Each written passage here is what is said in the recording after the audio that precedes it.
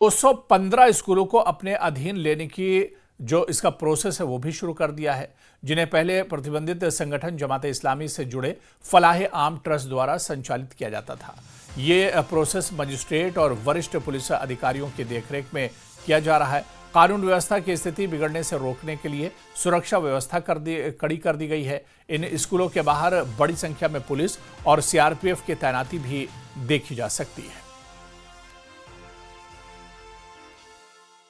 फलाह आम ट्रस्ट के तहत आने वाले 215 स्कूलों को आज बाज़ाब्ता तौर पर टेक ओवर किया गया और पुलिस की बारी तैनाती और मजिस्ट्रेट की मौजूदगी में ये अमल जो है वो पूरा कर लिया गया है। और हम इस वक्त सोरा में मौजूद है और आप देख सकते हैं कि सोरा में इसी तरह का एक स्कूल जो है रमजाना मेमोरियल इंस्टीट्यूट तो वो कायम है, तो उसको भी जो है टेक ओवर किया गया। और इस सिलसिले में आप देख सकते हैं कि किस तरह से पुलिस की बारी तैनाती जो है वो अमल में लाई गई थी ताकि किसी किस्म का लॉ एंड ऑर्डर जो है उसकी प्रॉब्लम ना हो सके और अमन कानून में किसी तरह का खलल जो है वो पैदा ना हो सके। और इसके बाद जिस तरह से हम देख रहे हैं कि 215 स्कूल जो फलाह आम ट्रस्ट के तहत चल रहे थे कश्मीर के मुख्तलिफ अजला में, चाहे नॉर्थ कश्मीर की बात करेंगे, साउथ कश्मीर की बात करेंगे या सेंट्रल कश्मीर के इलाकों की बात करेंगे या शहरी श्रीनगर की बात करेंगे, तो इनको बाज़ाब्ता तौर पर आज जो है टेक ओवर किया गया। और महकमा तालीम के एक हुक्मनामे के मुताबिक अब जो है इन स्कूलों की निगरानी या फिर जो मैनेजमेंट है वो डीसीज या डीएम्स जो डिस्ट्रिक्ट मजिस्ट्रेट्स है तो उनके सुपुर्द की गई है। और जो यहाँ पर मैनेजमेंट कमिटीज हुआ करती थी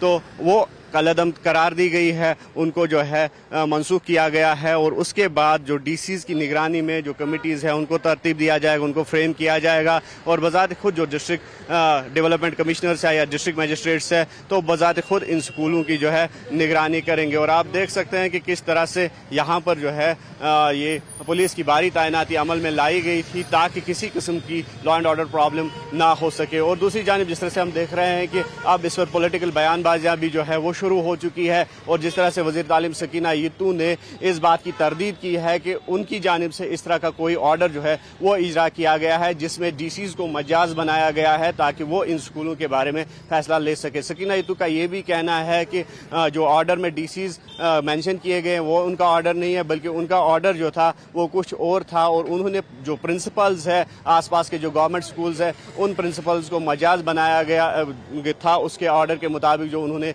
इजरा किया था ताकि वो इन स्कूल्स का जो है देख रेख कर सके जब तक कि इन स्कूल्स की मैनेजमेंट कमेटी जो कि एक्सपायर हो चुकी थी उसका जो है इंतखाब अमल में न लाया जा सके। बहरहाल हम देखने वाली बात ये होगी कि किस तरह से ये मुद्दा जो है अब एक पॉलिटिकल मुद्दा बनता जा रहा है। और इस सिलसिले में हम देख रहे हैं कि पॉलिटिकल बयानबाजी भी शुरू हो चुकी है। अयूब खान के साथ न्यूज़ 18 के लिए